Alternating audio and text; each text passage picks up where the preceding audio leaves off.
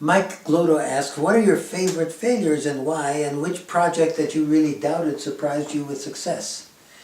Well, the most spectacular failure that I was involved with is the jet boat project in Nepal. We were really impressed with the fact that maybe 60% of the people in Nepal live in remote villages where everything that goes in and out of those villages has to be carried on porters' backs, and some of these people live 1 to as much as 12 days from the nearest road.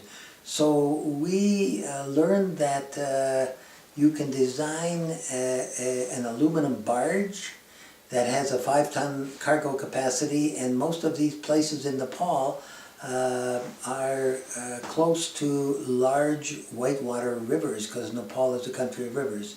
So we designed a jet barge with a 5-ton cargo capacity that goes so fast it's like a water ski that it skims over the surface of the water, and it can navigate successfully in whitewater rivers in the middle hills of Nepal, where a big proportion of these people that have to walk to carry their goods in and out are located. We got some USAID funding. We did a feasibility project. We brought a 5-ton barge to the big river basins of Nepal, the Karnali, the Kosi, and the Gandaki.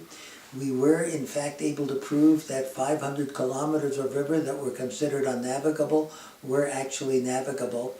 But then when we went into the second stage to create a viable river transport company, we failed. We failed because we were traveling with these jet boats in very remote areas, and that's a fairly high-tech river transport solution. It needs some support mechanism that is almost as complex as an airport.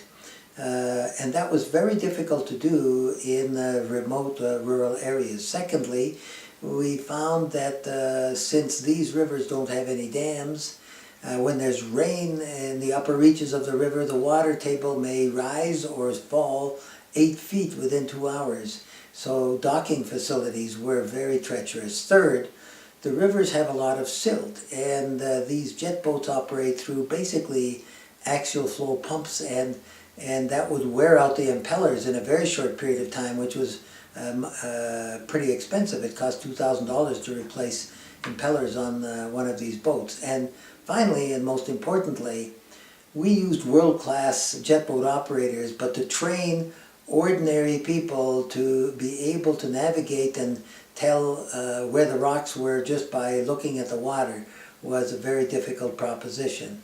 So we regretfully, after 2 years, had to abandon that project.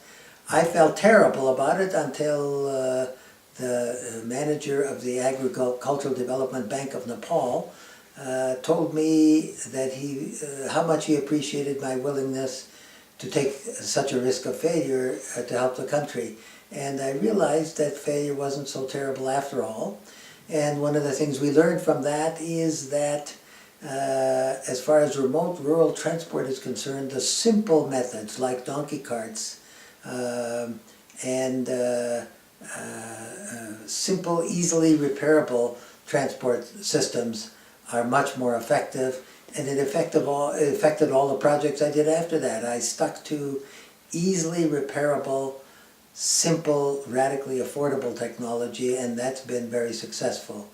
On the other hand, a project that I thought would have a lot of problems was selling water that was chlorinated in remote rural villages. Everybody told us that people in villages in eastern India would object to the taste of chlorine, and they would never pay for it.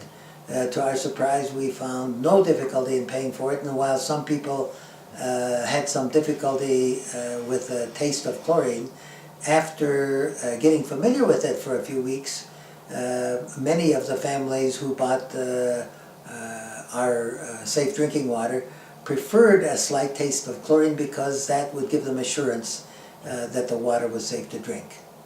Thanks for that good question.